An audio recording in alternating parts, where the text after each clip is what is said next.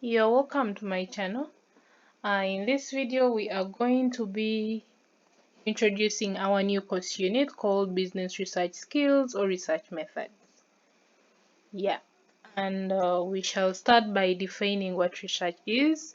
Different people and books define research differently, but the meaning of research remains the same.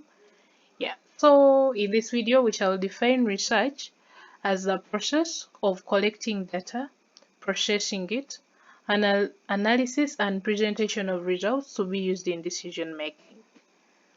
Yeah, research is all about collecting data, and when you collect that data, you process it. After processing it, you analyze it. Then after analyzing it, you present the results that you are going to use in making a particular decision. Yeah, this data can be about a set of factors called variables. Yeah, that data includes variables. And the variables can be either independent or dependent variables.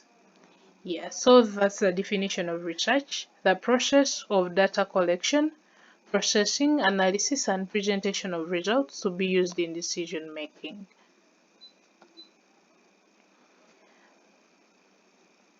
Then we shall look at the decision. After making research, you will have to make a decision, and decisions are made in regard to the hypothesis formulated. Hypothesis means an educated guess. So when you do research, you can be able to make an educated guess.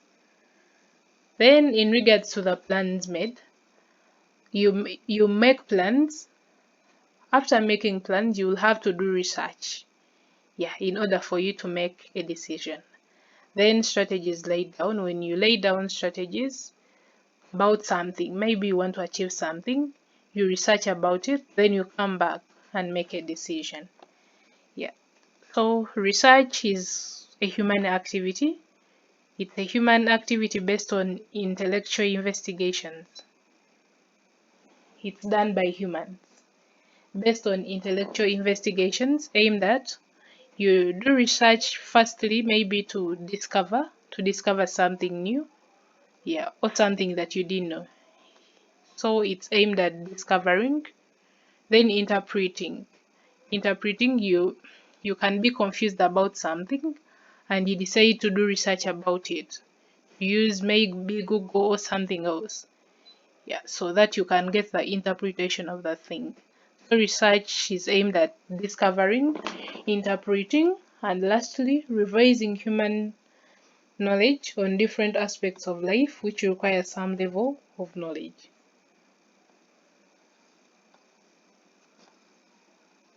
Then, is research an art or a science? Research is both an art and a science at the same time. Yeah, so we can look at the reasons why research is an art and why research is a science. Yeah. Firstly, research is an art because it deals with the general nature of events, human experience, and behavior.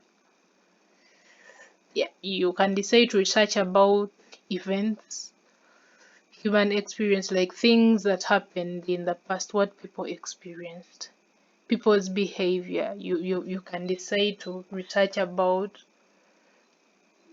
the behavior of certain people, how certain people behave, what certain people experienced, things like that. So it deals with the general nature of events, the way things were, human experience, and then behavior. It's the reason why we call it an art. For example, it explains and describes the change in trends of human life and behavior, how things have been, how things were in the 1900 and how things are in the 2000s. So it describes the change in trends in human life and behavior. Then research as a science. Why is research a science? Why is it regarded as a science? Yeah. First, research is regarded as a science because it applies systematic techniques or principles that involve data collection. In order for you to collect data, you have to apply some techniques. Yeah.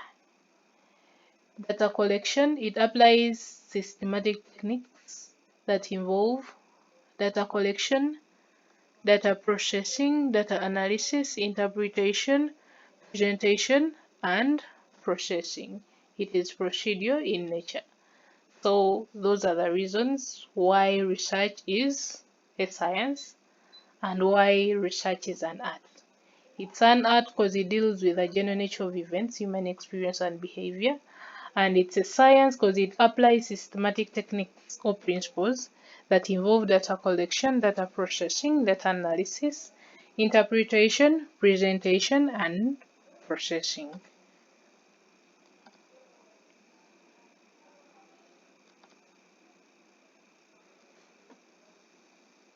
Then we shall look at the generalization of research, how research is generalized. So under the generalization of research, we have two things. We have social research and then we have educational purpose research. We are going to look at each of them. Yeah, we shall start with social research. Social research, this deals with the problems or situations prevailing in a given society with the intent of finding a solution to these problems. As you can see, social, it comes from the word maybe society, something like that.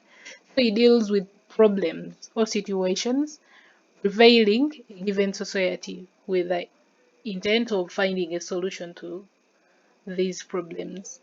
Yeah, you go to Katanga and research about the problems that they are facing and do research about everything so that you can come up with solutions to their problems.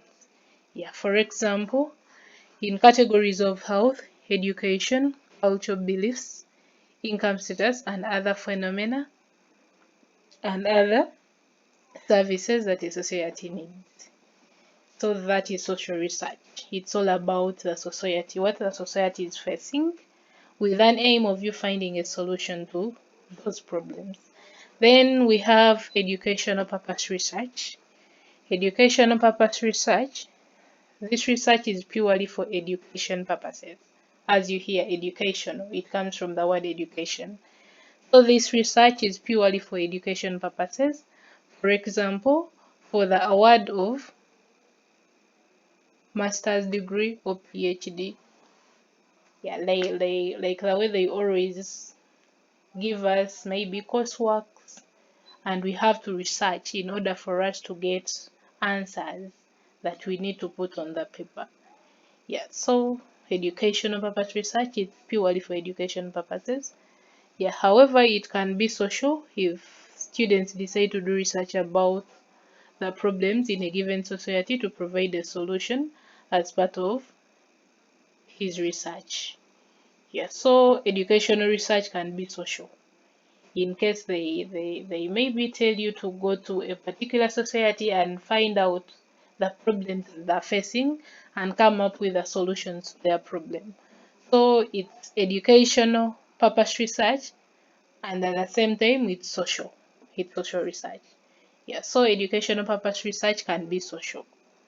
And that is the generalization of research. We have social research and then educational purpose research.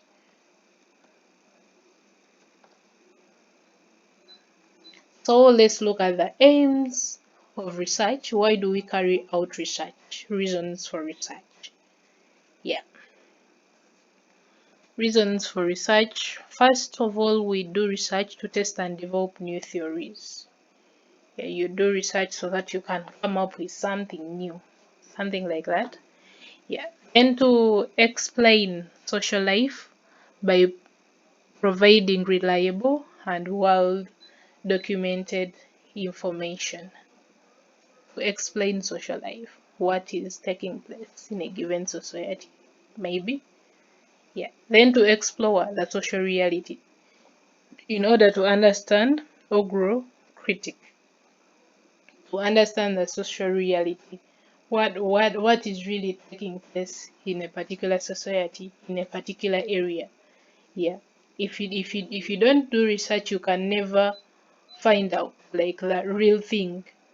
Yeah, nowadays we are used to social media, so we do not get to know what is actually in the real life. But if you do research, you can explore the social reality of things. Then to evaluate the status of social issues and their effect in the society and finding ways of solving their problems. And lastly, to understand the existing problem. Yeah, hope you understand that.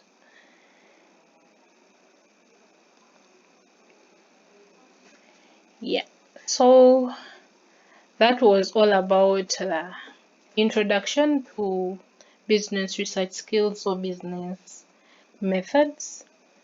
Yeah, thanks for watching. Don't forget to subscribe, like, comment, share with your friends, and watch my next video. We shall be handling the types of research.